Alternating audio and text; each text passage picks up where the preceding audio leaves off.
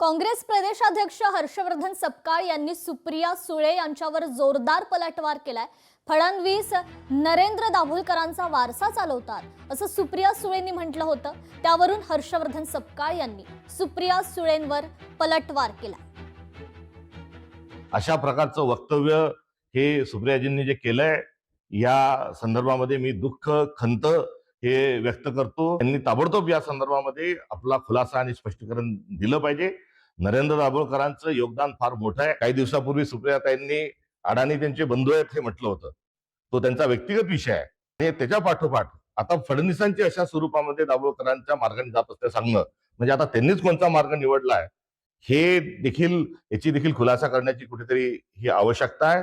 हे तीव्र स्वरूपाचा माझा या वक्तव्यावर त्यांची माझी हरकत आहे। तर मनसेनं पुन्हा मध्य रेल्वेवर प्रहार केलाय।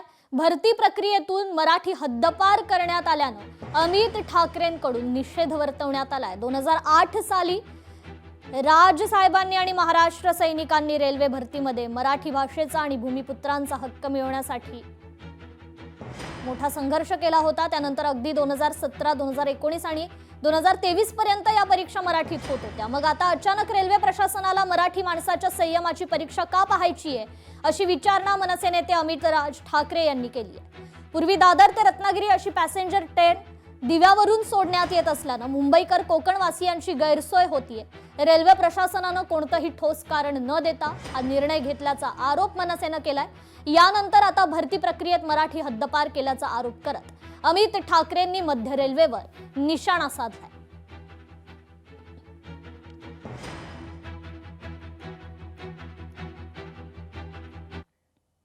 खामगावमध्ये पेट्रोल संपणार असल्याची अफवा पसरतीये। नागरिकांनी घरातील बॅरल देखील भरून ठेवलेत। बुलढाणा जिल्ह्याच्या खामगाव तालुक्यातील आंबेटाकळी येथील हा धक्कादायक प्रकार आहे। गॅस तुटवड्याच्या अफवेनंतर पेट्रोल डिझेलचाही मोठा तुटवडा निर्माण होण्याची अफवा जिल्हाभरात वाऱ्यासारखी पसरली आणि शहरासह ग्रामीण भागातील पेट्रोल पंपावर नागरिकांची तुफान गर्दी पाहायला मिळते। मोठमोठ्या फायबरच्या टाक्या, बॅरल, कॅन यासह मिळेल त्या भांड्यांमध्ये सध्या पेट्रोल डिझेल साठवलं जातंय।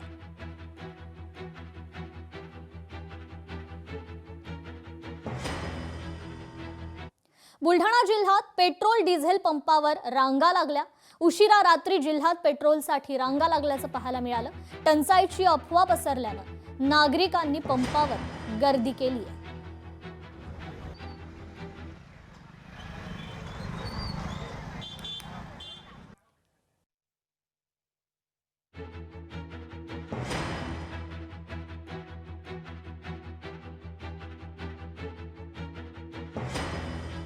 इंधन टंचाई असल्यानं नागरिकांमध्ये अस्वस्थता आहे। देशात 60 दिवसांचा तेल साठा आहे। 8 लाख टन एलपीजी उपलब्ध आहे। त्यामुळे इंधन टंचाईच्या अफवांना बळी पडू नका असं आवाहन सरकारकडून करण्यात आलंय। देशाकडे 60 दिवस पुरेल इतका तेल साठा असून 1 महिन्याच्या एलपीजी पुरवठ्याची पूर्ण व्यवस्था करण्यात आली आहे असं केंद्र सरकारने स्पष्ट केलंय।